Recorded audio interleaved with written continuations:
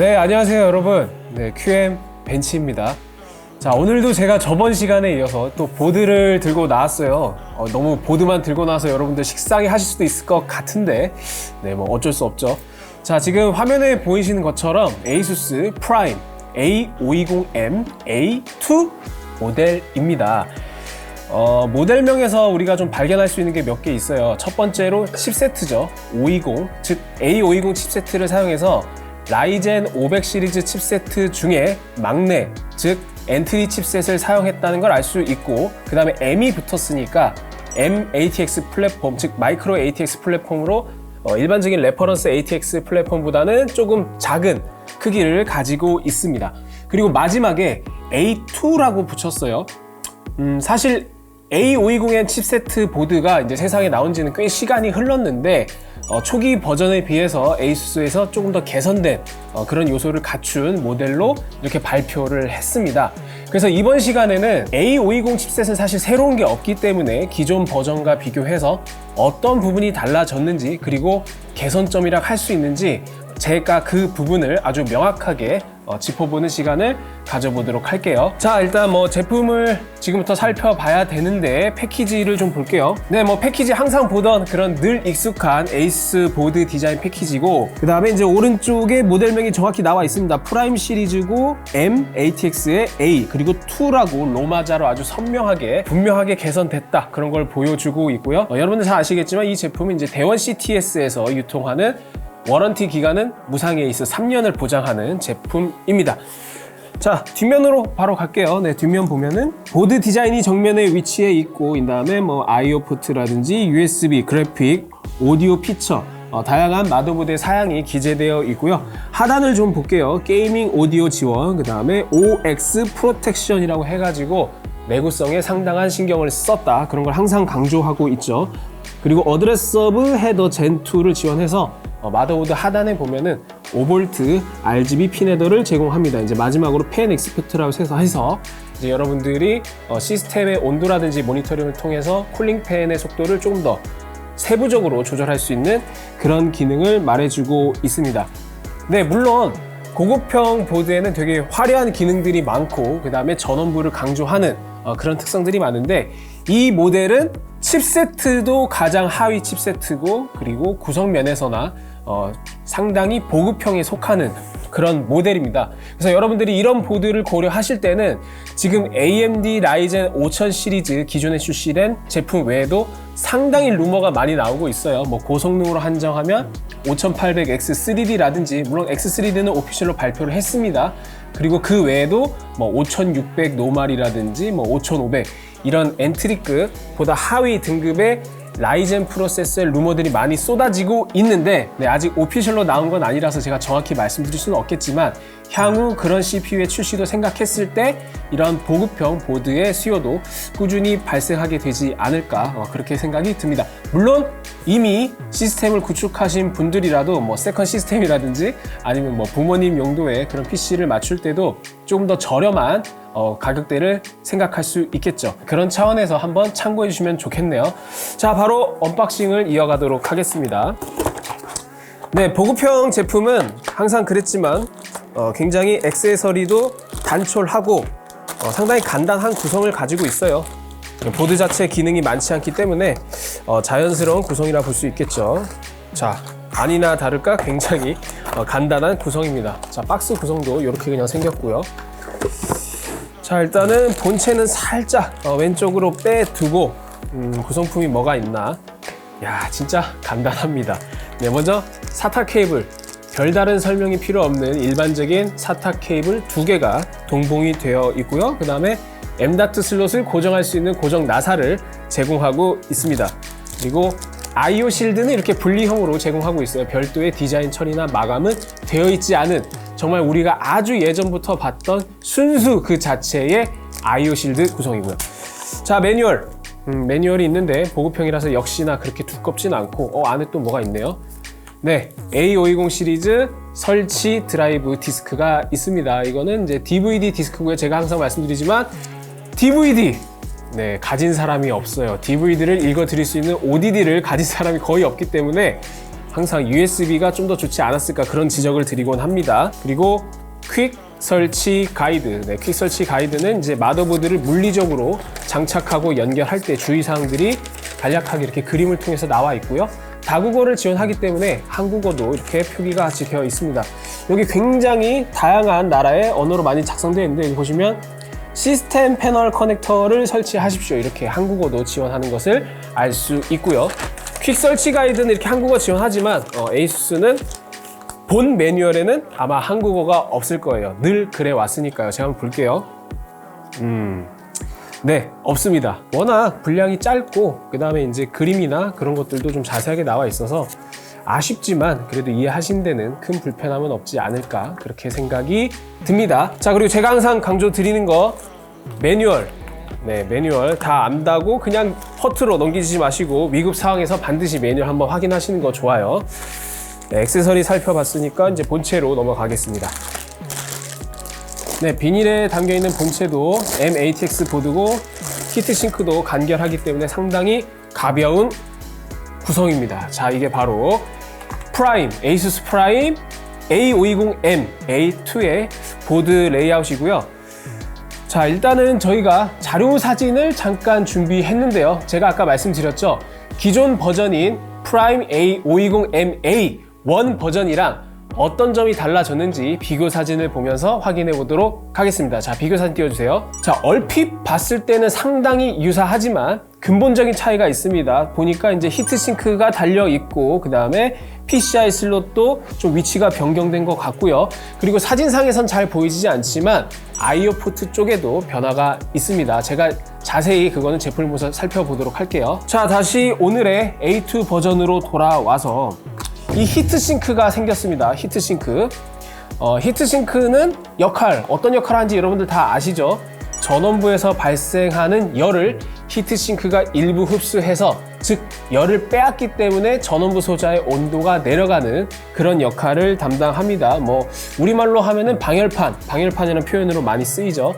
그래서 히트싱크가 달려있는 점은 분명히 개선점이고, 그 다음에 PCI 슬롯 위치가 바뀌었어요. 기존에는 이 PCI 16배속 슬롯이 가장 위에 있고 그 다음에 1배속 슬롯이 두 개가 이렇게 나란히 있는 구조였는데, 이 구조는 약점이 있긴 합니다. 기존 버전은 여기에 만약에 투 슬롯 그래픽 카드를 장착하게 되면 X1 슬롯 하나를 쓸 수가 없었어요. 그리고 3슬롯을 물론 이 보드에 3슬롯을 차지하는 그래픽 카드를 장착하는 케이스가 많지는 않겠지만 3슬롯을 사용한다고 하면 두 개를 모두 못 쓰고요. 그래서 그런 단점을 좀 개선하기 위해서 이번에는 X1 슬롯을 하나를 위로 뺐습니다. 그래서 여러분들이 2슬롯 그래픽카드를 사용하더라도 사용하지 못하는 슬롯은 없다는 거, 이거는 잘 바꾼 것 같아요. 오히려 기존에 왜 그런 구성을 했을까, 그런 아쉬움이 들 정도로 이거는 정말 잘 바꾼 것 같습니다. 그리고 이제 IO 포트 쪽에 있다는 건 제가 잠시 뒤에 말씀을 드리도록 하고요. IO 포트 차이. 자, 다시 이제 보드 전체적으로 돌아와서 이제 레이아웃을 좀 볼 텐데, 제가 M-ATX 보드라고 말씀드렸죠. 그래서 마이크로 ATX 폼팩터이기 때문에 조금 작습니다. 길이가 짧아서 케이스 호환성이나 그런 것들은 뭐 대부분의 케이스에 문제 없을 것으로 보이고요. 그 다음에 오른쪽에 딤 슬롯 4개가 있습니다. 가장 최하위 보드 중에는 딤 슬롯 2개를 지원하는 경우도 있긴 한데, 이거는 이제 4개를 지원하기 때문에 여러분들이 듀얼 채널 메모리를 사용하다가도 조금 더 확장된 메모리 용량을 구성하고자 할 때 추가적인 장착이 가능하다는 점에서 조금 더 좋은 구성이고요. 그다음 CPU 보조전원 단자는 8핀 하나로 구성되어 있습니다. 그리고 조그맣게 이제 칩세트, A520 칩세트 방열판이 이렇게 위치하고 있고, 그 다음에 SATA 포트 4개 이렇게 있습니다. 그리고 하단부에 이제 각종 핀 헤더가 있는데, 아까 제가 패키지 설명해서 말씀드렸던 5V 어드레서블 젠2 5V RGB 핀 헤더가 있고요. 그 다음에 오른쪽에 12V 핀 헤더, 그 다음에 클리어 시모스를 할 수 있는 이렇게 핀이 2개가 있습니다. 여러분들이 이거 자석 물질이 있는 걸로 도구로 쉽게 말씀드리면 드라이버 같은 게 있겠죠. 그 드라이버로 쇼트를 한번 시켜주면 얼마든지 시모스 바이오스를 초기화할 수 있습니다. 그리고 이제 USB 핀 헤더라든지 SATA 포트 4개 이 정도로 구성이 되어 있네요.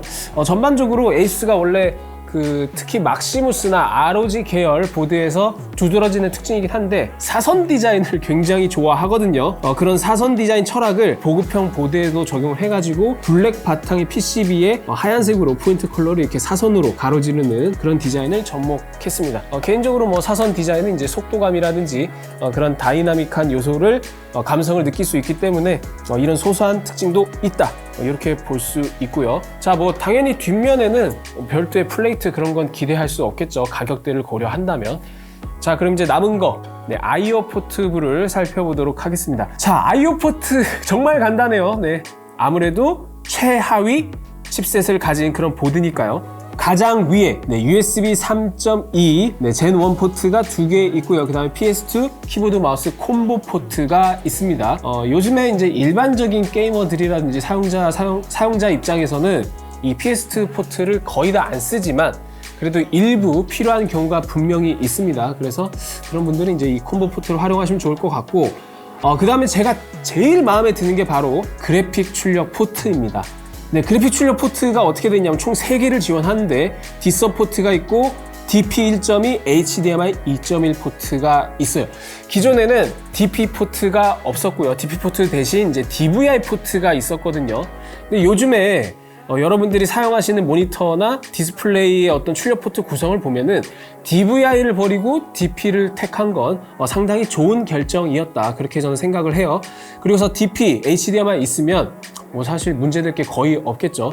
그리고 일부 특수한 환경에 종사하시는 분들을 위해서 이렇게 아날로그 단자, D서브 단자를 지원하는 거는 뭐 이런 보급형 보드에서 공통적으로 가지고 있는 특징이고요.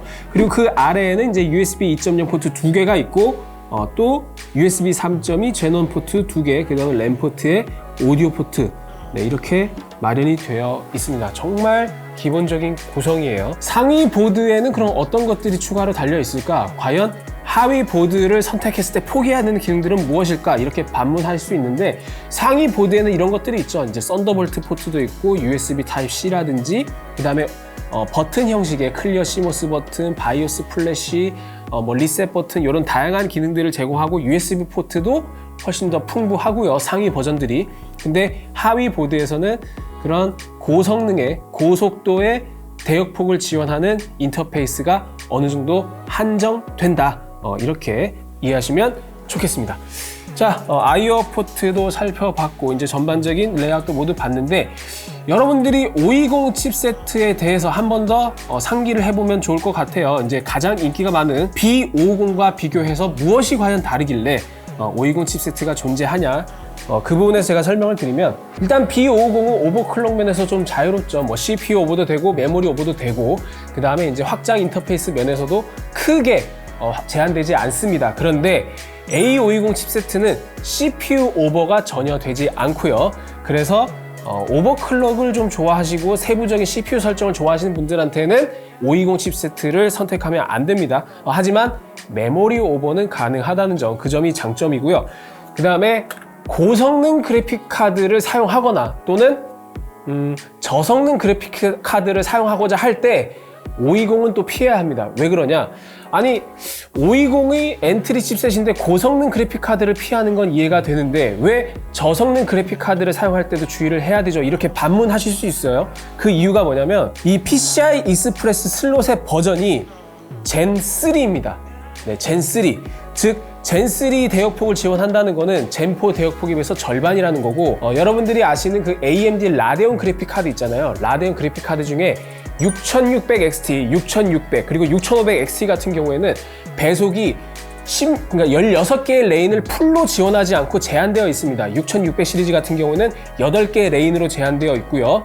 그 다음에 6500XT는 4개 레인으로 제한되어 있어요. 그래서 그런 그래픽 카드 같은 경우는 애초에 레인을 활용할 수 있는 개수가 4개나 8개밖에 되지 않기 때문에 이 버전이 젠3로 제한됨으로 인해서 손해볼 수 있는 성능이 상당히 큽니다. 그래서 제가 520M 칩세트를 좀 추천하고자 한다면 라데온으로 시선을 돌려보면 6700XT를 사용하거나 아니면은 지포스 그래픽 카드를 사용할 때 조금 더 이 보드를 활용했을 때 성능 저하를 좀 감수할 수 있는 그런 구성이 아닐까, 그렇게 좀 생각이 듭니다. 자, 제가 이제 주의사항도 좀 알려드렸고 520 칩세트의 어떤 한계에 대해서도 알려드렸으니까 다음은 이 보드를 조금 분해를 해서 전원부 구성, 그 다음에 히트싱크도 보도록 할게요. 물론 히트싱크는 그냥 봐도 그냥 이거 딸랑 한 개 달려 있어서 큰 특징은 없을 겁니다. 자, 분해 시작해 보도록 할게요. 네, 분해를 완료했는데요. 분해를 완료했다고 말씀드리기도 좀 민망한 게 이게 지금 히트싱크가 푸시핀 방식이라서 분해하는데 5초도 안 걸렸어요. 네, 그냥 요거 이제 푸시핀 방식이기 때문에 나사를 돌리는 게 아니라 여러분들이 PCB 후면에서 요 화살촉 같이 생긴 거를 손톱으로 꽉 눌러서 그냥 밀면 되는 방식이라서 금방 분해가 됐습니다. 네, 히트싱크가 굉장히 간단해서 여기 보시면 이제 별도의 히트 파이프나 그런 건 전혀 찾아볼 수가 없죠. 그냥 알루미늄 덩어리다. 네, 그렇게 봐도 무방하고 이제 서멀 패드가 부착되어 있는데 이 서멀 패드는 이 전원부의 초크에 맞닿는 게 아니라 이제 모스펫에만 맞닿아서 발열을 흡수하는 역할을 합니다. 전원부 온도의 대부분이 이제 모스펫에서 발생하기 때문에 하나만 택해야 된다면 당연히 모스펫을 접촉해서 이렇게 열을 빼앗아야겠죠. 그래서 이제 궁금증이 들었어요. 저희가 이번에 준비한 테스트도 사실 어떻게 보면 이 히트싱크의 연장선인데 이게 프라임 A520M A2 버전이 기존 버전에 비해서 기존에는 없던 히트싱크가 생겼잖아요. 그래서 히트싱크를 장착했을 때와 그 다음에 히트싱크를 분리했을 때 과연 보드의 온도라든지 CPU 부스트 클록이 어떻게 차이 나는지 그런 걸 저희가 좀 직접 테스트를 해 봤거든요. 그 내용은 잠시 뒤에 살펴보실 수 있을 겁니다. 자, 그리고 이제 전원부인데요. 전원부는 기역자 형태로 되어 있고요. 이제 빼곡하진 않아요. 빼곡하진 않고 4+2 페이지 디자인을 가지고 있고요. 왼쪽에는 이 4페이지가 CPU에 전력을 공급하는 그런 전원부 4페이지입니다. 그리고 왼쪽에는 이렇게 로우 RDS 모스펫이 기역자 형태로 역시 배치되어 있고요.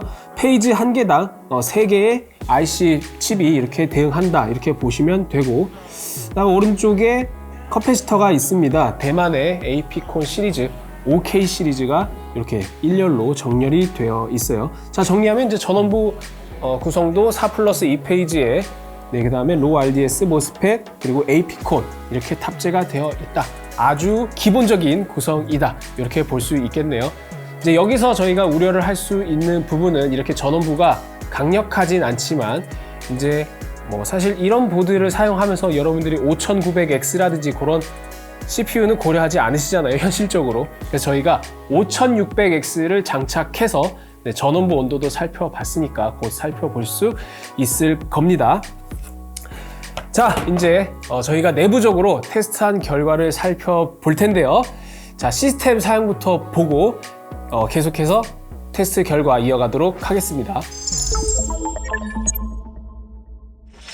자, 시스템 사양 보고 계신데요. CPU는 AMD Ryzen 5 5600X고요. CPU 쿨러는 AMD Race 스트레스입니다. 메모리는 삼성 DDR4 3200MHz 8기가 2개 구성이고요. 마지막으로 그래픽카드는 RTX 3060 Ti FE 버전을 장착했습니다. 자, 저희가 첫 번째로 테스트한 거는 실질적인 5600X의 부스트 클록을 살펴봤는데요. 오렌지색 그래프가 히트싱크를 장착했을 때, 그리고 파란색은 히트싱크를 제거했을 때입니다. 물론 CPU 온도는 오차 범위 이내예요. 왜냐하면 히트싱크는 전원부 온도의 어떤 발열 수준을 뺏는 역할을 하기 때문에 CPU 온도에는 큰 영향이 없죠. 다만 그럼에도 불구하고 차이가 살짝 있긴 했습니다. 평균 부스트 클록이 히트싱크를 꼈을 때 4183MHz였고요. 히트싱크를 제거했을 때는 4167.4MHz로 차이가 있었습니다. 즉 히트싱크를 장착했을 때 조금이라도 좋은 모습을 보여줬다라는 거는 맞는 말이지만 차이가 너무 미세해서 오차 범위 이내로 해석해도 무방합니다. 자, 다음은 이제 파워, 전력 소비인데요. 히트싱크를 꼈을 때나 아니면 제거했을 때 소비 전력에는 큰 차이가 없었습니다. 하지만 온도가 낮다는 거는 그만큼 누설 전류가 줄어들 수 있는 하나의 요인이 되어주기 때문에 히트싱크를 꼈을 때 아주 미세하게라도 소비 전력이 낮아지는 것은 확실하게 관측할 수 있었고요. 물론 그럼에도 불구하고 아까 말씀드린 것처럼 차이가 너무 미미해서 별 의미는 없다. 자, 가장 큰 의미를 보여줄 열화상 카메라를 활용한 전원부 온도를 살펴볼 텐데요. 저희가 먼저 블렌더, 렌더링 모니터링 프로그램이죠. 블렌더를 구동했을 때 전원부 온도를 확인해 봤습니다. 먼저 히트싱크를 장착했을 때는 5600X가 풀로드 되는 상황에서 전원부 온도가 41.1도를 기록했고요. 히트싱크를 그렇다면 제거했을 때는 45도를 기록했습니다. 물론 공통적으로 전원부 발열 수준이 낮은 수준이긴 하나 히트싱크를 장착했을 때 4도 차이를 보였다는 거는 확실한 차이로 이렇게 인지를 할 수 있고요. 다음은 게임을 구동했을 때 사이버펑크 2077 구동 시에는 조금 더 평균 온도는 내려갔습니다. 히트싱크 장착했을 때 40.1도 그리고 히트싱크를 제거했을 때는 44도 4도 차이가 나죠. 44도를 기록했습니다. 이 결과들을 보면서 저희가 히트싱크가 좀 조그맣긴 했지만 그래도 확실한 효과는 있다 이런 걸 알 수 있었네요. 네, 지금까지 에이수스의 프라임 A520M A2 모델을 좀 살펴봤는데요. 여러분, 이 최하 보급형이라고 해서 별 기대 없이 보시진 않았을까 좀 걱정이 되긴 하는데 저도 이런 보급형보다는 당연히 값비싸고 고급형 모델을 보는 게 이제 할 얘기도 많고 그 다음에 재미있는 기능도 많아서 조금 더 신이 나긴 합니다.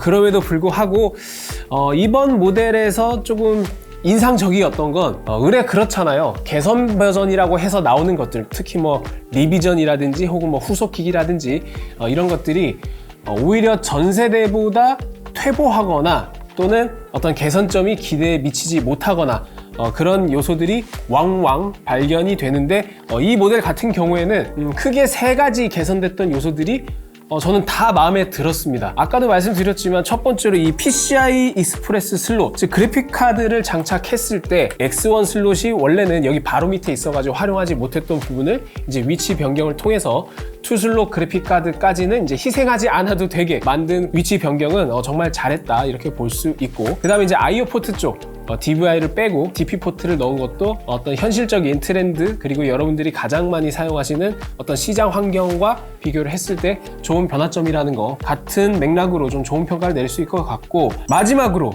요 히트싱크가 워낙 이렇게 조그맣고 되게 가벼워요. 가벼워서 이거 장착한다고 의미 있는 변화가 있을까? 이렇게 생각할 수도 있지만 저희가 직접 이번에 히트싱크를 꼈을 때와 뺐을 때 혹은 제거했을 때 이렇게 양측을 비교를 해보니까 전원부 온도에서 한 4도 정도 차이가 났거든요. 라이젠 5 5600X 기준으로 그런 걸 고려해본다면 물론 이 보드랑 어울리진 않겠지만 조금 더 상위 CPU를 장착했을 때는 조금 더 많은 차이를 불러올 수 있다는 측면에서 확실히 의미가 있다 이렇게 좀 평가할 수 있을 것 같아요. 그래서 에이수스가 당당하게 이제 2라는 표기를 했는데 개선점이 확실하기 때문에 저는 합격을 드리고 싶습니다. 자, 이렇게 좀 개선판 모델을 좀 살펴봤는데요. 520M 칩세트 모델들이 시장에 나온 지 꽤 시간이 흘렀어요. 그리고 이제 라이젠 5000 시리즈도 어느덧 좀 황혼기에 가까운 그런 시절이긴 하나 사실 아직 끝나지 않았습니다. 지금 루머상으로 보면 아까 말씀드린 것처럼 5800X 3D 외에도 기존에 여러분들이 가장 많이 찾으시던 5600X 외에 논X 모델이라든지 그 하이 모델 그런 루머들이 나오고 있거든요. 물론 오피셜 정보는 아니지만 공식 소식이 나오면 또 퀘이사존이 관련 내용을 다루게 되지 않을까 그렇게 좀 여러분들한테 미리 귀뜸을 드립니다. 자, 그래서 그런 제품들이 나왔을 때 추가적으로 이제 가성비라든지 보급형 모델을 좀 고려하고 계신 분들한테는 이 제품도 엔트리 모델로서 조금 개선된 모습을 보여줬다 고려사항에 포함해 주시면 좋겠네요. 네, 이상 제품에 대한 얘기는 여기서 마치도록 하고요. 그 다음에 저 QM 벤치는 또 재밌는 걸로 좀 찾아오고 싶네요. 계속 지금 에이수스 엔트리급 모델을 좀 살펴보는 것 같은데 재밌는 콘텐츠로 또 찾아오도록 하겠습니다. 이상 QM 벤치였습니다. 여러분 안녕!